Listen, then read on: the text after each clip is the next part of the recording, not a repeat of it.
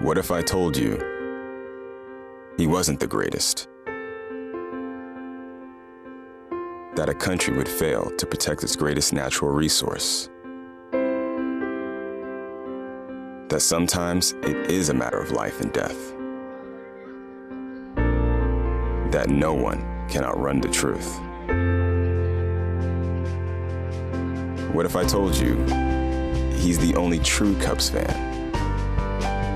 That you could heal all wounds with a fight song? That the man no one could stop tragically was? What if I told you running a marathon is easy? 30 stories, 30 filmmakers, 30 years. ESPN's critically acclaimed 30 for 30.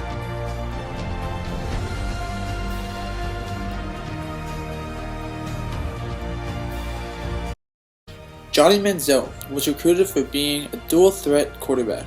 He attended Tivy High School, and in the 3 years he had starting, he completed 520 of his 819 passes. He threw for 7,626 yards along with 76 touchdowns. If that isn't enough, Johnny also rushed for 4,045 yards and 77 touchdowns. Manziel continued his career at Texas A&M. He had redshirted his freshman year, but his first season playing for the team, he had broke several Division I records. He had become the first person to complete 3,000 passing yards and rush for another 1,000 yards in a single season. He is best known for winning the Heisman Trophy as a freshman.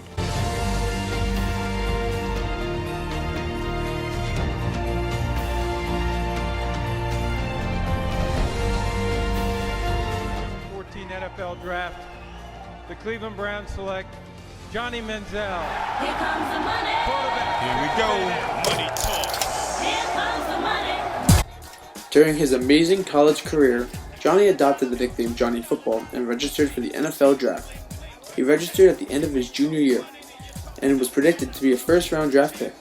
He had performed well at Texas A&M's Pro Day, completing 64 of 66 passes to his receivers. However, many coaches did not like his antics and found him to be a bit arrogant. When the draft came around, 21 teams passed over him, and then he sent a text to the Browns quarterback's coach saying that he wanted to wreck the league in Cleveland. He was then drafted by the Cleveland Browns as the 22nd overall pick. His first start of his NFL debut was in Week 15 against the Bengals. He completed 10 of 18 passes for 80 yards and 2 interceptions, but was also sacked 3 times. They lost 30-0. Later in that season, he was ruled out with a hamstring injury that took away the rest of his season. The next season, he was on track to becoming the starting QB for the Browns, but after a video of him partying went online, he got moved back to third string. With all the partying Manziel has been doing, his career quickly began to spiral downwards. On January 6th, Manziel's marketing agent announced that it would no longer be working with Manziel.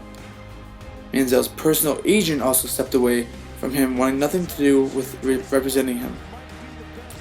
Later, Dallas police had reopened a case where Manziel had domestic violence with his ex-girlfriend. On April 19th, Nike had ended its relationship with Manziel. Then, he was suspended by the NFL for substance abuse and returned back home to take some classes.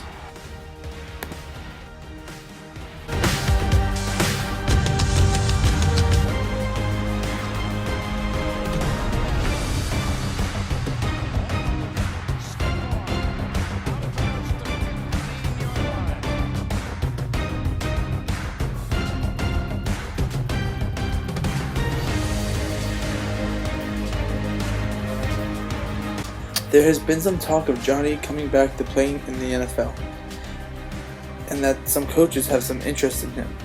He has already re-signed his old agent, and social media is saying that Johnny has made some serious commitment. If he takes everything serious from here on out, there could be a good chance that we get to see him play on the field in the near future.